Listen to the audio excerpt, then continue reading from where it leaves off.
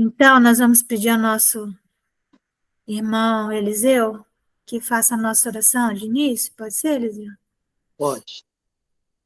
Queridos irmãos, vamos fechar nossos olhos e elevarmos nosso pensamento ao nosso Mestre Jesus Cristo em agradecimento. Querido Jesus, queremos agradecer, Senhor, por mais esse momento que nos concede para aprendermos, para estudarmos os vossos mandamentos e aprender vossos ensinamentos, Senhor, para a nossa caminhada sobre o orbe terrestre. Muito agradecido, ó Senhor, Jesus amado, sempre ao nosso lado, nos bons momentos, nos momentos ruins, sempre nos socorrendo dos nossos erros, das nossas quedas, sempre conosco.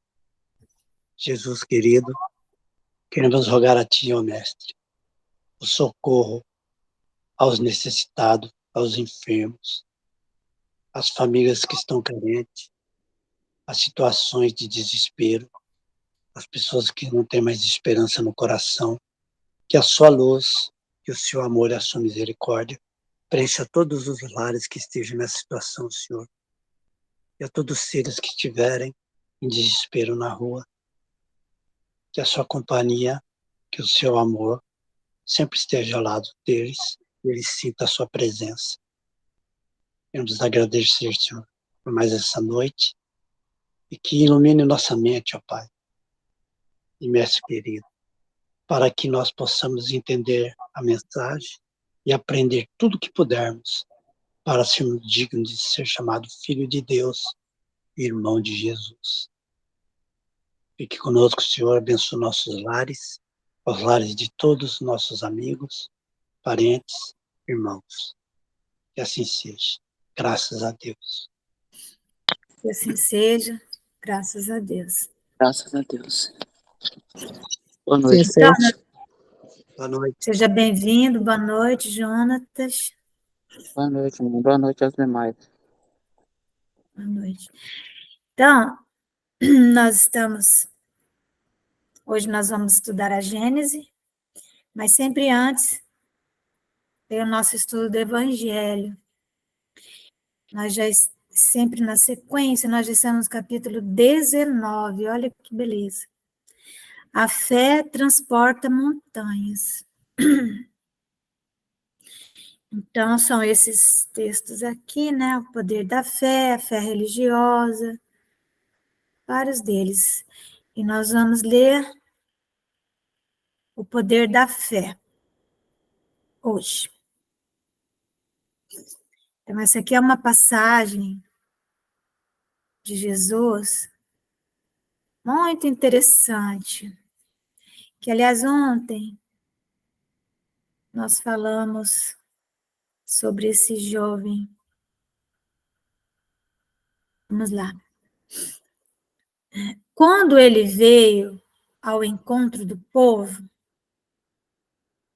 um homem se lhe aproximou e, lançando-se de joelhos a seus pés, disse: Senhor, tem piedade do meu filho, que é lunático. Lembra que ontem eu falei dessa parábola do lunático? Sim, Que lembro. o obsediado, ele é chamado de lunático, alguém que está no mundo da lua. Quando alguém falar, esse está no mundo da lua, pode saber que você está desconectado da Terra, você está, né, sob interferência ou de espírito, né? O que pode estar acontecendo quando você está no mundo da lua? Você pode estar simplesmente desdobrado, né? E então a sua consciência não está no corpo, está fora. Tudo que acontece ao seu derredor, você não tem a percepção bem firme, né? Está ali no mundo da lua. A sua atenção também não está no ambiente. Pode ser que você esteja no estado de desdobramento. Pode ser que você esteja sob uma interferência de um espírito. Porque o estado de desdobramento, ele pode levar ele facilita a incorporação de espírito, né? Então, quando a pessoa fica assim, pode vir um espírito e incorporar, entre aspas, né? Porque não entra no corpo. Mas existe um... E também desdobramento, uma interferência de um espírito, não é? Que vão tirar a sua lucidez. Pode estar acontecendo essas coisas com você. E você pode estar num estado de meditação profundo, né? Então, aí você está também num desdobramento, mas você está gravitando para esferas mais sutis, né? Mais leves, amparado por espíritos. Não necessariamente alguém vai incorporar ali, mas você pode sim estar... Não, quando você está no mundo da lua, você está no estado alterado de consciência. Sempre você vai estar. Aí, o que é que está acontecendo com você? Temos que ver. No caso desse jovem, ele sofria, não era mais obsessão, já era uma possessão que a gente fala.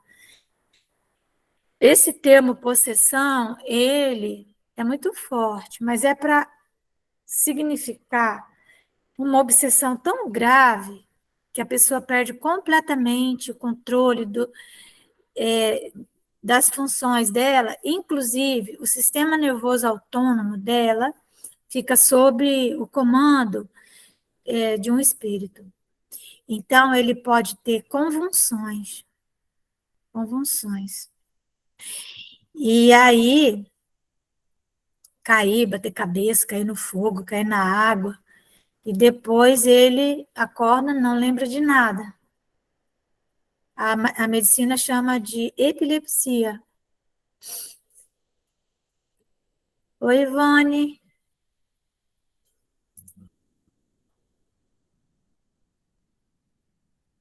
Boa noite, Ivone. Seja bem-vinda. Boa noite, Márcia. Boa noite a todos. Estávamos com saudade já de você. Pois é, menina, eu tô... Mas tudo... Fiquei mais um pouquinho, uns 2 dias meio recolhida, mas já Aham. passou. Já tô melhor, graças a Deus. Oh, meu Deus. Liga pra gente quando for assim.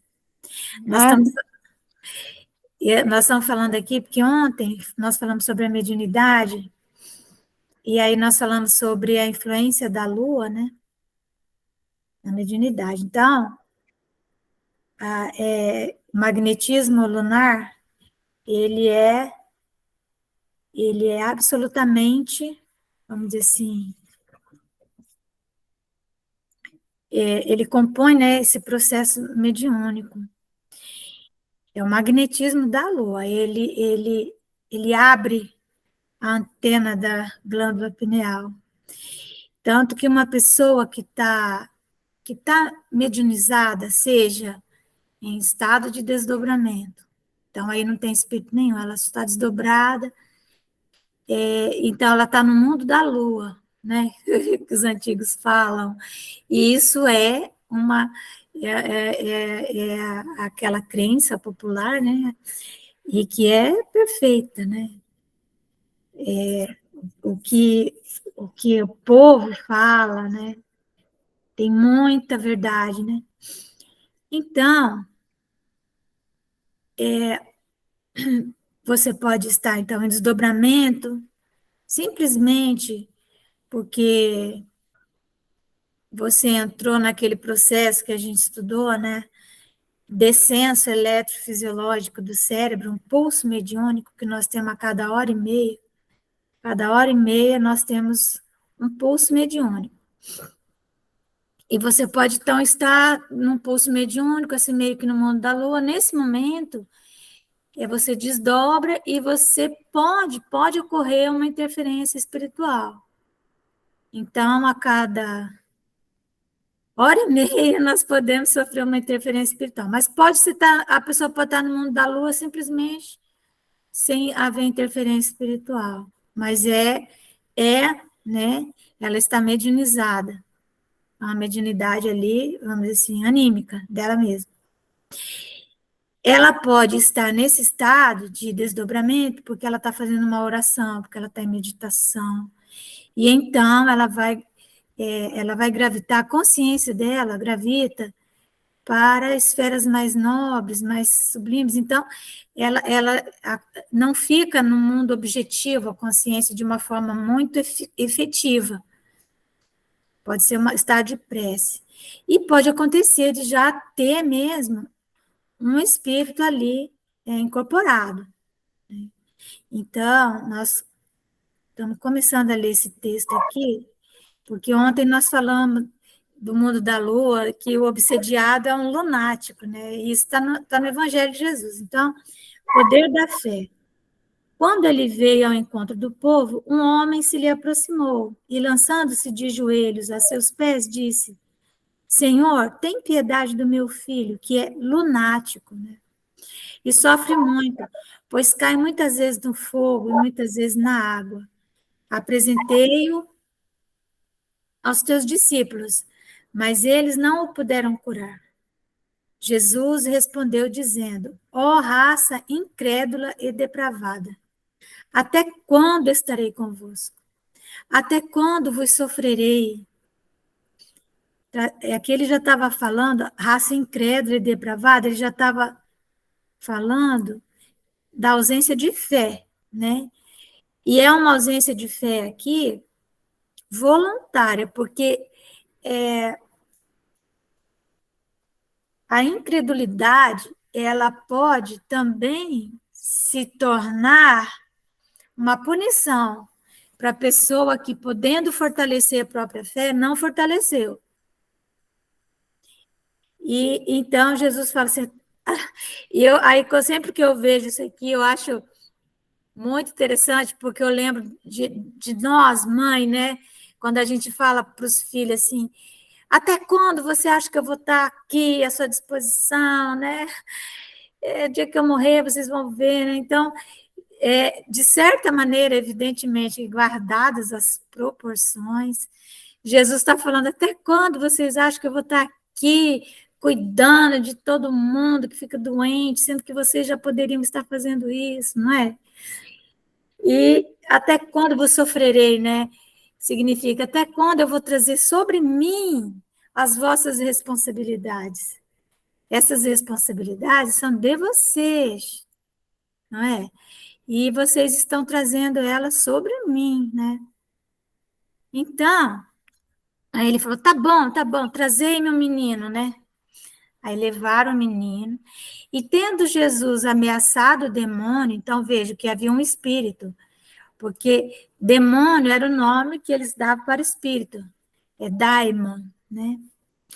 E ameaçando o demônio, hoje a crença, quando se fala em demônio, a pessoa pensa logo num ser das trevas e eternamente mal, mas esse ser ele não existe. O que existe são espíritos maus, maléficos, que se comprazem no mal, mas que um dia, eles vão reconhecer, né? Vão reconhecer Deus. Então, ameaçado o demônio, este saiu do menino, que no mesmo instante ficou são. Por quê? Porque, na verdade, aquele estado dele alterado de consciência, ele era causado por um espírito, ou por vários, vai saber. Os discípulos vieram, então, ter com Jesus em particular. Chamar Jesus num canto e falar assim, por que não pudemos nós outros expulsar esse demônio? Por que não, né? Respondeu-lhes Jesus, por causa da vossa incredulidade. Veja, eram os discípulos de Jesus. E eles ficaram intrigados, né?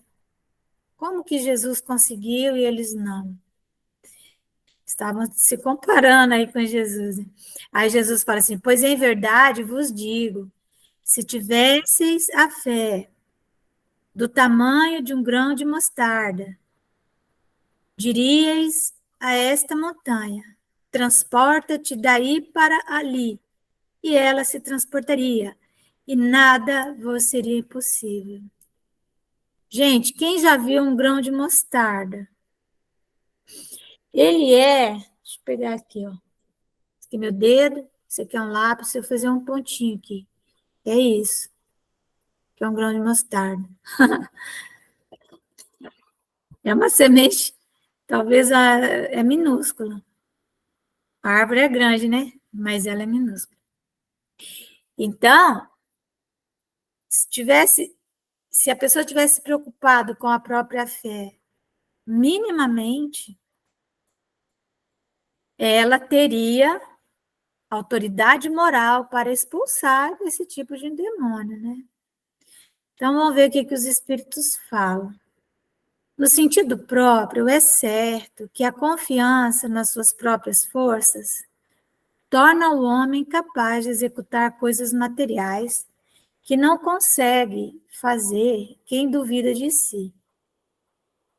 Né? Existe, também do ponto de vista material, né?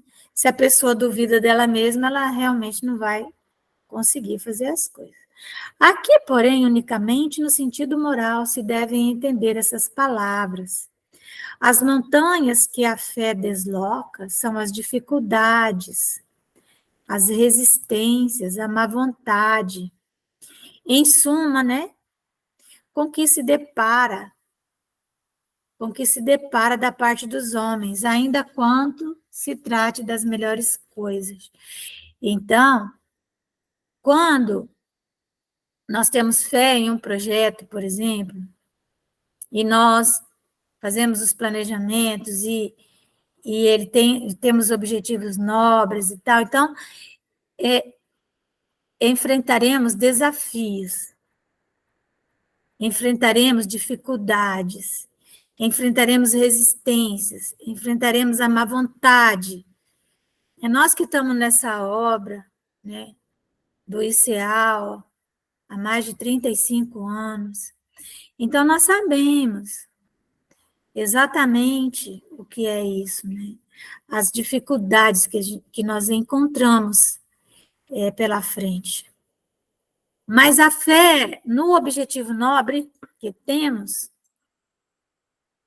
às vezes queremos alcançar, né? Queremos alcançar rápido alguma... Deixa eu ver. Às vezes nós queremos alcançar muito rápido aquele objetivo maior, né? Mas nem sempre isso é possível. Mas se nós tivermos fé, nós vamos deslocando essas montanhas devagarinho, né? Devagar. Então, em suma, né, com o que se depara da parte dos homens. Ainda quando se trata das melhores coisas. Você pode ser a obra mais maravilhosa. Quantas vezes nós estivemos em reuniões com pessoas e aí eles perguntavam da instituição e nós tentávamos falar, mas você via que aquilo não sensibilizava a pessoa.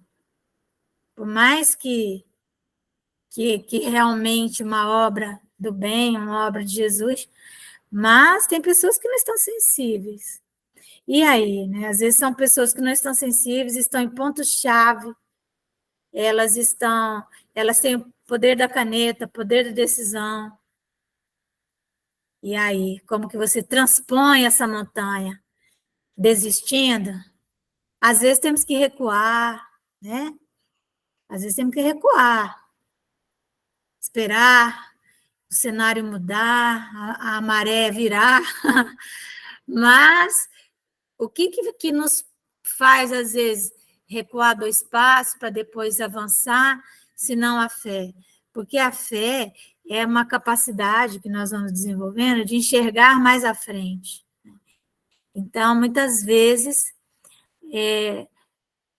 tem algum entrave aqui, mas nós temos que projetar, não é? Gente, vocês querem coisa mais dolorosa do que foi aquele dia, estava Israel, estava todo mundo lá, e foi o pessoal dos bombeiros lá, depois de 1 ano tentando que eles fossem fazer a visita, mais ou menos. Não, desde outubro. Conseguimos, chega lá, eu tinha certeza que o projeto estava todo executado, né? Certeza absoluta que estava, porque eu não sou engenheiro, né?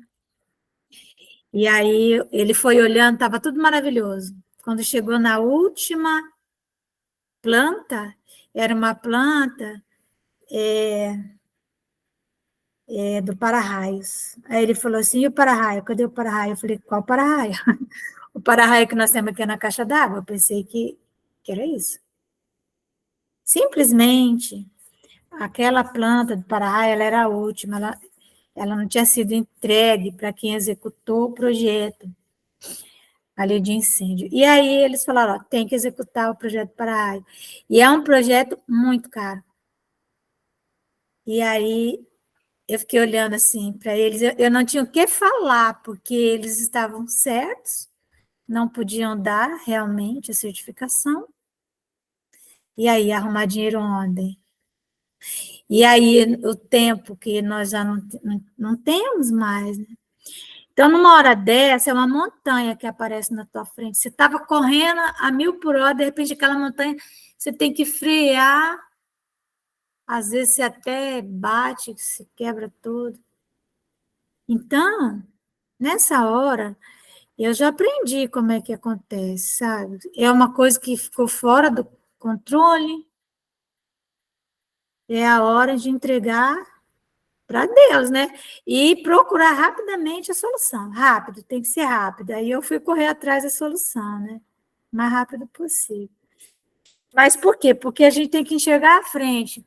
Não adiantava desistir ali naquele momento. Tínhamos que continuar.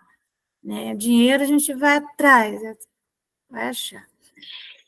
Mas é a fé, né? A fé que Deus vai prover, né? Naquilo que a gente não tiver condições, né? O Pai proverá. Então, essas montanhas são os preconceitos da rotina. Olha que interessante. O que é o preconceito da rotina, gente? Preconceito da rotina é todos aqueles nossos hábitos seculares, vamos dizer assim, né? E tem os hábitos dessa vida, tem condicionamentos que trazemos de outras vidas, especialmente da Igreja Católica. São cheios de condicionamentos.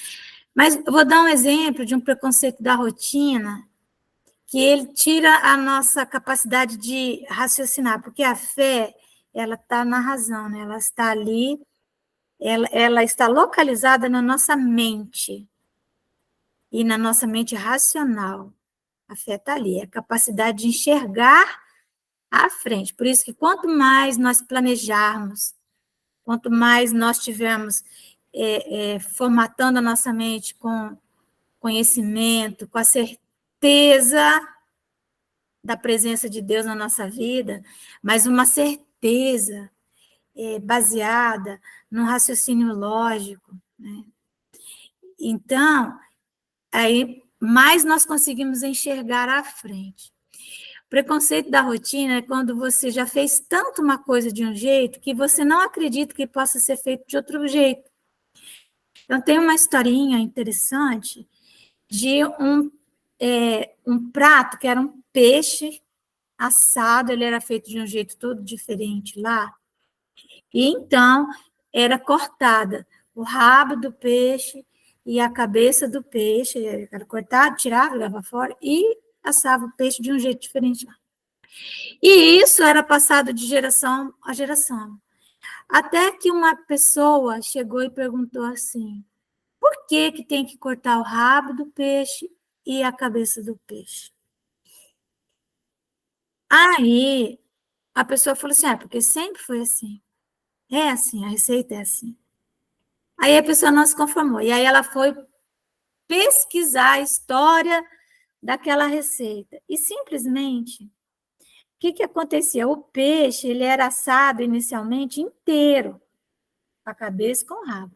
Mas aí teve um dia que a assadeira era pequena. E aí a pessoa, o peixe era maior que a assadeira.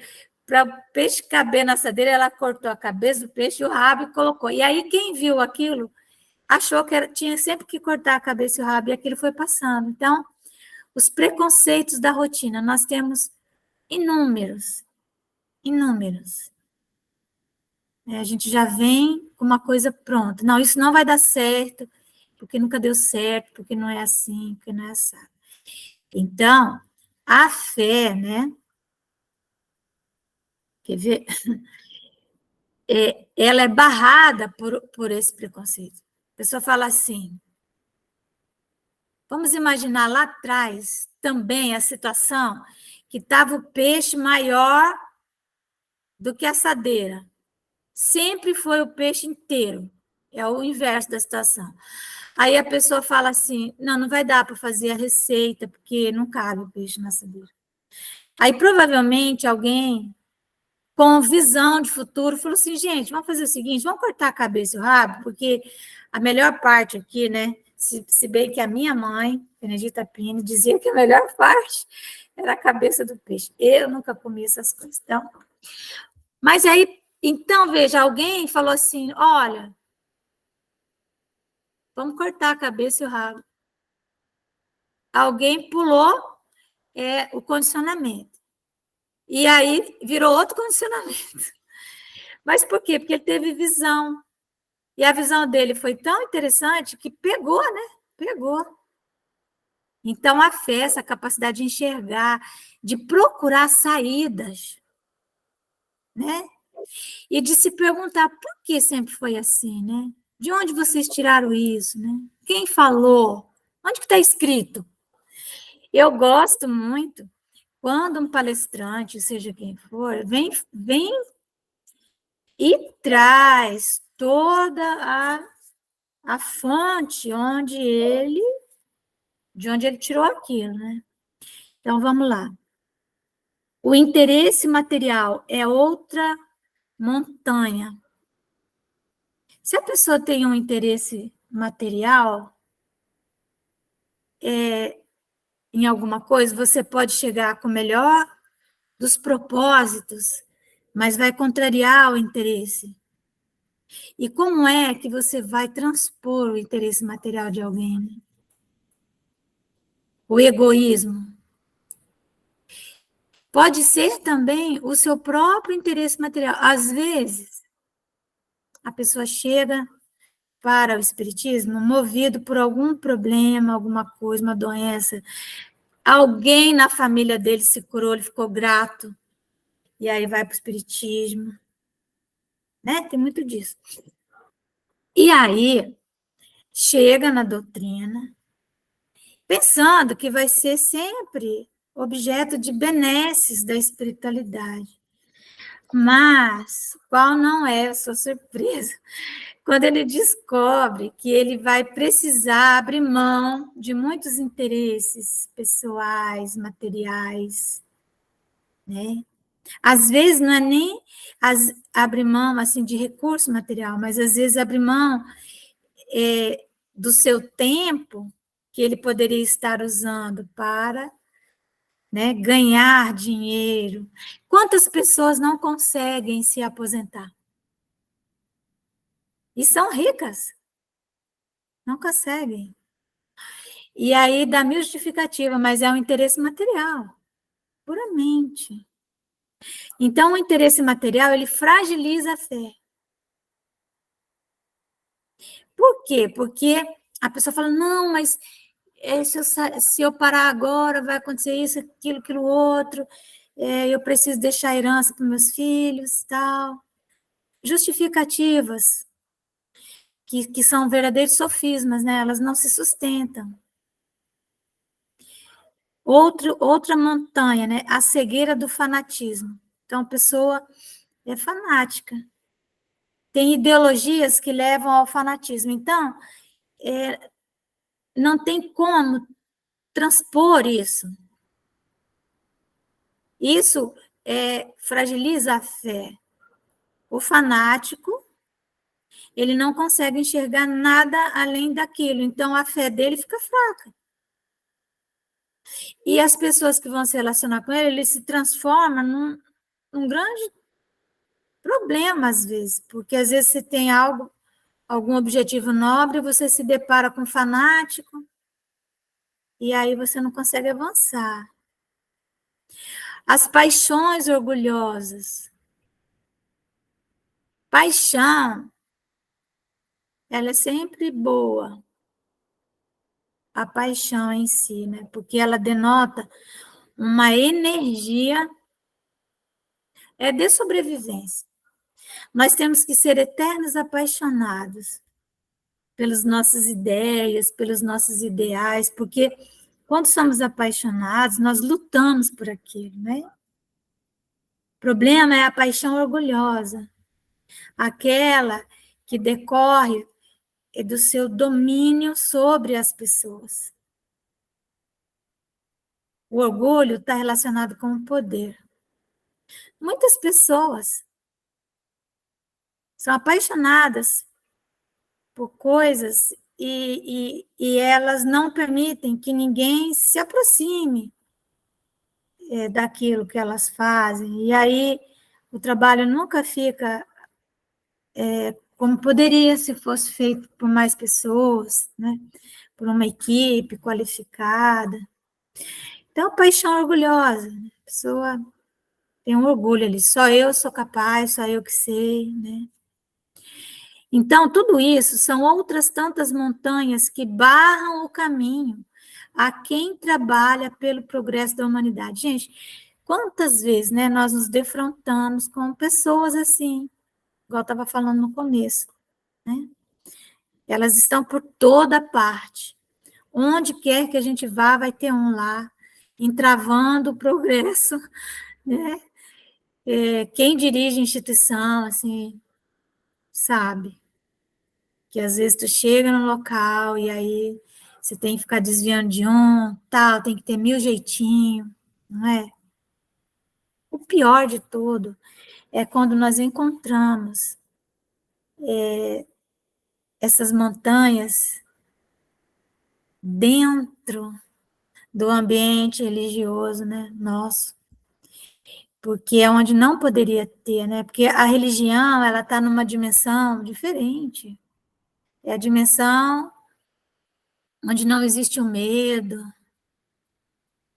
né, é o incognoscível que se chama, né, onde nós transitamos mais na base da intuição, mas quando a religião se transforma numa instituição, ela degenera, né?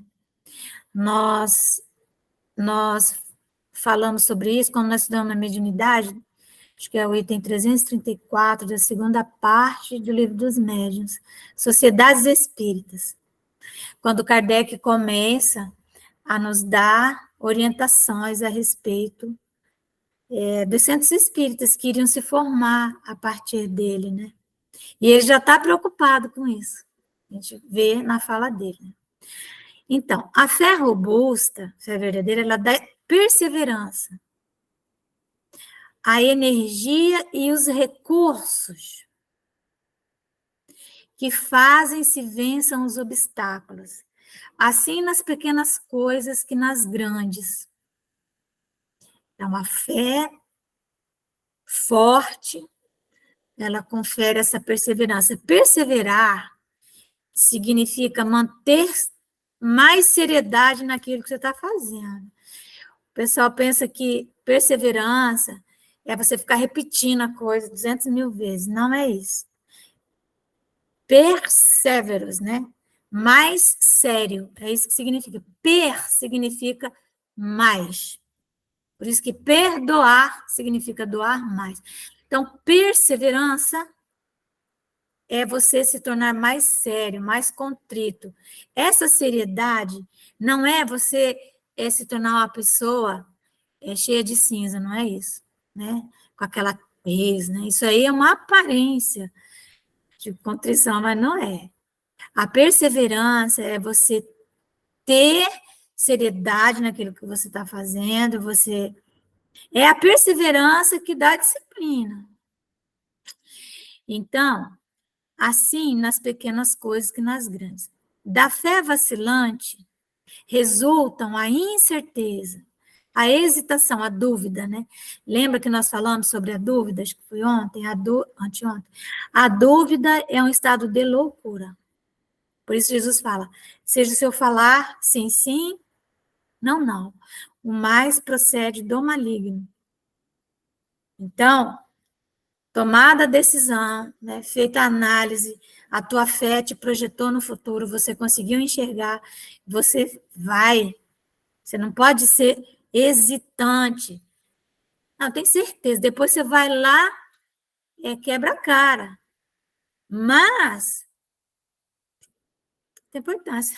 Você conserta depois, né? Você conserta. O importante é ser sim, sim, não, não. E o seu propósito ser nobre. E você já fez todas as avaliações, todas as análises, é para dar certo. Aí não deu certo, você fala, pois é, não deu. Entrega para Deus e aí vai parar nessa etapa intermediária e vai reanalisar tudo, rever tudo, né? Então, quando a fé é vacilante, então você não tem certeza, você não consegue ir, fica hesitante. E o que acontece? Essa incerteza e essa hesitação de que se aproveitam os adversários que se tem de combater. Eles se aproveitam da nossa dúvida. E como tem pessoas, especialmente entre os amigos e na família, para semear em nós a dúvida.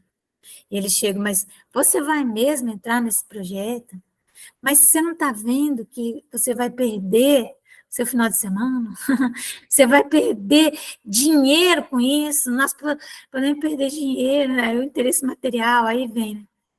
Essa fé, né, essa fé vacilante, ela não procura os meios de vencer, porque não acredita que possa vencer.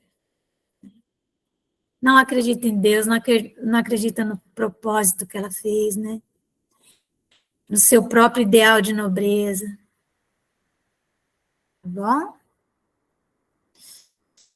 Muito lindo isso aí, né? Então, a nossa próxima conversa será o item 3. Tá bom? Ainda sobre a fé. Ninguém vai falar nada, tá tudo certo. Nós temos um pedacinho de tempo para falar da Gênese. É sempre que é a Gênese, assim, eu fico mais no Evangelho mesmo, por querer. Porque é denso, né? A Gênese e tal. O Evangelho é uma maravilha, né? Uma delícia. Mas nós temos que... Vou ler mais um. Evangelho. Vou ler mais um capítulo. Não dá? Não, nós paramos aqui, ó. Porque agora nós vamos... nós vimos 2 itens e agora nós temos que entrar na Gênese. Já pegamos um pedação do tempo da Gênese. Então tá. E até porque nós vamos entrar numa outra espécie de fé, sabe? Uhum. Mas nós vamos continuar, né? Até morrer, quando morrer, continuar no mundo espiritual. Vamos lá. Então, vamos lá. Nós estamos vendo sobre fluidos. Olha, saímos de fé para fluido. O que é fluido, né? Então, nós vamos ler aqui, tentar entender o que é o fluido cósmico universal, né? Elementos fluídicos. A gente ouve tanto água fluidificada, né? Passe magnético. Então, vejam que são termos que estão na doutrina, né? O magnetismo, a água fluidificada ou magnetizada. Qual a diferença? Fluido magnético. Nossa, mãe. Vamos lá. A ciência resolveu a questão dos... Porque o que acontece? Aqui na Gênesis está falando do que se considerava milagres. Milagre, né, significa mirar algo incrível, né? Mirar. Você fica diante de algo maravilhoso. Não é diante do sobrenatural. Mas hoje a palavra milagre, ela é vista como algo que contraria as leis da natureza, né? Só que quanto mais a ciência vai avançando, mais o homem vai diminuindo o número de santos, né? Porque santo, para ser santo, você tem que ter feito pelo menos um milagre, né?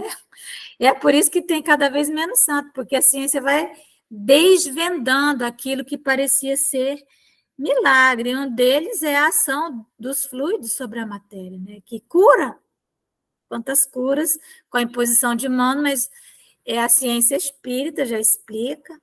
E mesmo já na época do Kardec, já se falava muito do magnetismo, ele inclusive estudou o magnetismo. Então, ele está falando justamente isso. A ciência resolveu a questão dos milagres, que mais particularmente derivam do elemento material, quer explicando-os, quer lhes demonstrando a impossibilidade em face das leis que regem a matéria. Mas os fenômenos em que prepondera o elemento espiritual, esses, não podendo ser explicados unicamente por meio das leis da natureza, escapam às investigações da ciência. Então, a ciência não vai conseguir avançar além da química, né, da biologia. Tal a razão porque eles, mais do que os outros, apresentam os caracteres aparentes do maravilhoso. Parece que é um milagre. É, pois, nas leis que regem a vida espiritual que se pode encontrar a explicação dos milagres dessa categoria. Então, para isso, nós temos que compreender que existe uma vida espiritual e que se existe uma vida material, uma vida espiritual. Se existem leis que regem a vida material, existem leis que regem a vida espiritual. Então, se algo aconteceu e elas não estão aqui nas leis da matéria, provavelmente estejam nas leis espirituais, que regem a vida de uma outra dimensão. Hoje nós já sabemos que essa dimensão é matéria também, é uma matéria fluídica, né, sutil. E aí, o espiritismo vem se associar à ciência, aliás, à frente, e muito da ciência, para dar essas explicações. Então, vamos lá. Continuando, né? O fluido cósmico universal, os cientistas já afirmaram, né? Cientista materialista que nem sabe de fluido cósmico universal, que existe uma matéria escura no universo, que ela nunca foi identificada antes, mas que ela está em todos os lugares, inclusive no vácuo. Não existe o vácuo absoluto. É uma matéria escura. Ou seja, o fluido cósmico universal, né? O fluido cósmico universal é, como já foi demonstrado, a matéria, veja, matéria. Eu canso de falar isso para as pessoas. Quando a gente morre, nós vamos gravitar para um mundo material. Acreditem. Desde que nós tivemos a nossa primeira encarnação no corpo material, nunca mais nós saímos da matéria. Né? A gente fala mundo espiritual, fala espírito, mas, né, tem um corpo ali revestindo aquilo, e esse corpo é de matéria. A matéria elementar primitiva, cujas modificações e transformações constituem a inumerável variedade dos corpos da natureza. Lá no capítulo 10, nós já vimos isso, que fala muito sobre isso. Como princípio elementar do universo, então esse fluido, essa matéria escura, essa coisa que nenhum cientista consegue, eles sabem que existe, mas não consegue dar uma definição, então eles chamam de matéria escura, que ela está no vácuo, está no buraco negro, está em todo lugar. Onde eles julgavam que não tinha nada. Tem. E os espíritos já falavam isso, né? Então, como princípio elementar do universo, esse fluido, assume 2 estados distintos. Na matéria nós temos sólido, líquido, gasoso, aí depois nós temos vários outros estados intermediários desse, né? Mas o que a gente aprende na escola, sólido, líquido e gasoso, né? Aí tem o pastoso, tem não sei o quê. Mas esse fluido, ele assume 2 estados distintos. Primeiro, o de eterização ou imponderabilidade. Então, igual nós temos aqui a água no estado líquido, e quando ela está no estado gasoso, ela não fica quase que imponderável. Imponderável, você não consegue pesar ela, ela não tem peso, né? Vamos dizer assim. Você não consegue ver, né, a água que... Às vezes, a gente está de carro, assim, no asfalto quente, aí de longe você vê um vapor d'água, um negócio estranho, né? Aquilo ali é a água, num estado ali meio etérico. Então, esse eterização, né, ou imponderabilidade, é o estado mais primitivo, ou o estado normal. Hoje o Eliseu estava falando, né, Eliseu, que os cientistas conseguiram, os alemães, condensar a luz.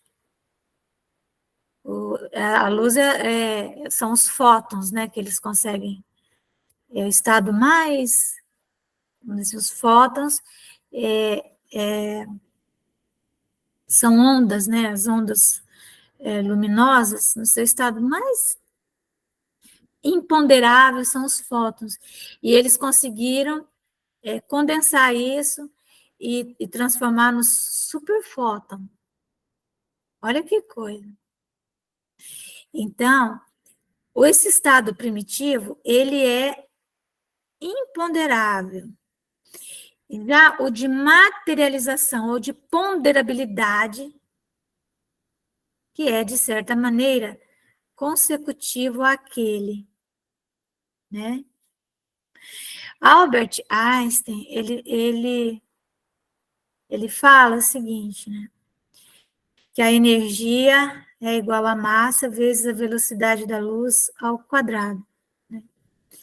Ele fez um monte de raciocínio e chegou a essa conclusão. E, trocando em miúdos, né, a matéria seria luz condensada, luz coagulada, né? Mas o fluido cósmico universal, enquanto matéria primitiva, ele é menos ainda do que a luz, mais imponderável ainda, né? Que ele é o primitivo mesmo. O ponto intermédio é o da transformação do fluido em matéria tangível. Então, quando nós pegamos, por exemplo, a água que está no estado líquido e congelamos, né? Você segura ela. Quando você ferve, ela vai para o gasoso. Quando ela vira chuva, ela volta para o estado líquido. Né? Então, há um ponto aí em que ocorre essa transformação desse fluido em matéria tangível. Dia chegará em que a ciência vai conseguir fazer isso, como já está conseguindo. A gente acha que sim, né? Não sei qual a consequência disso, mas o fato é que isso já está feito em toda a matéria que nós vemos. E o que ocorre, né, com a matéria? Assim como a matéria é energia condensada, essa matéria também ela pode voltar para o estado de energia pura, que é o nosso propósito nas reiteradas encarnações, que venhamos a nos transformar em energia. Tudo que é matéria chama-se a intelectualização da matéria, né? Essa matéria ela volta para o estado primitivo, de imponderabilidade. Como isso vai se dar? O que nós percebemos é que o próprio corpo humano, ele vai ficando mais sutil, né? Mais belo, não é? A pessoa já não consegue comer mais aquelas coisas grosseiras que ela comia antes. Mas ainda aí não há uma transição brusca, isso não é brusco. Porquanto podem considerar-se os nossos fluidos imponderáveis, aquilo que a gente entende por imponderável, por exemplo, a luz, né? Como termo médio entre dois estados. Cada um desses dois estados dá lugar naturalmente a fenômenos especiais, lógico. Se o fluido está imponderável, se ele está materializado, ou se ele está no estado de transição, quantos fenômenos acontecem? Isso vai depender da dimensão em que está acontecendo a coisa, né? Cada um desses dá lugar naturalmente a fenômenos especiais. Ao segundo, ou seja, o fluido já materializado, né? Ao segundo pertence os fenômenos do mundo visível, isso tudo que a gente vê, que é ponderável, que a gente pode pegar, né? Isso aqui, né? Uma coisa que eu posso pegar e tal. E ao primeiro, os do mundo invisível, aquilo que é imponderável para nós, ele realiza fenômenos no mundo invisível, ou seja, no mundo espiritual, ou seja, na quarta dimensão, que é a dimensão espaço-tempo, né? Agora, essa imponderabilidade, vejam, ela vai... Os espíritos próximos à crosta, eles são grosseiros, tanto que os médiuns videntes conseguem vê-los mais facilmente. Quando um vidente está vendo um espírito, na grande maioria das vezes, aquele espírito é um espírito bem próximo de nós mesmo, bem materializado, porque ele é denso, né? Ou, a menos que um espírito superior conseguiu fazer um sacrifício imenso e condensou o seu perispírito, para poder ficar visível, mas esse é sofrido. Normalmente, eles não fazem isso. Então, os chamados fenômenos materiais, são da alçada da ciência, da nossa ciência aqui, né? Propriamente dita. Os outros, qualificados de fenômenos espirituais qualificados ou psíquicos, porque se ligam de modo especial à existência dos espíritos, ou seja, aqueles que perderam o corpo de carne, estão em outra dimensão, mas que têm um corpo que é o perispírito. Vamos sempre lembrar disso, tá?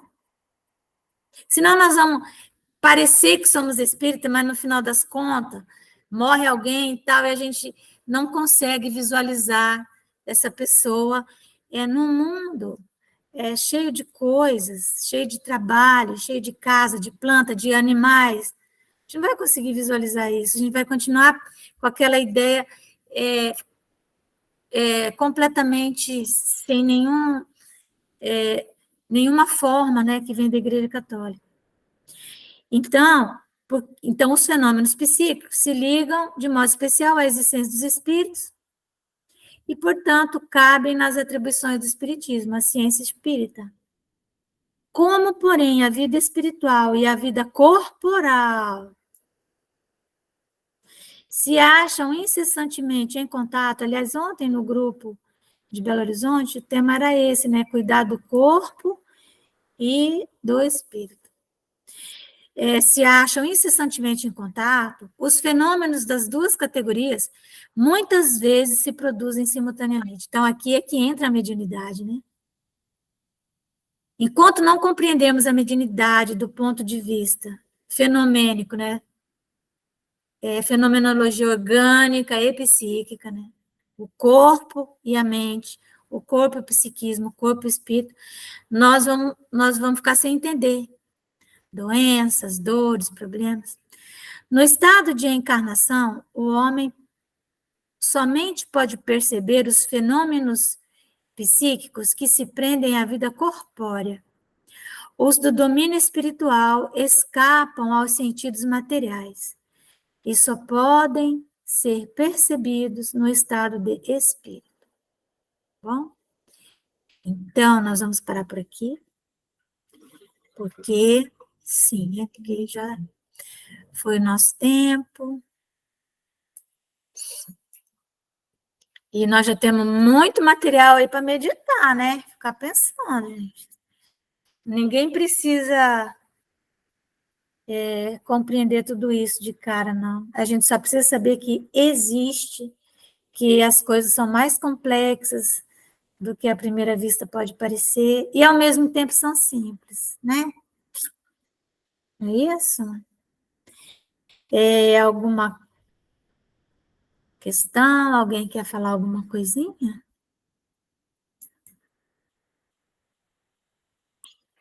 Nossa, que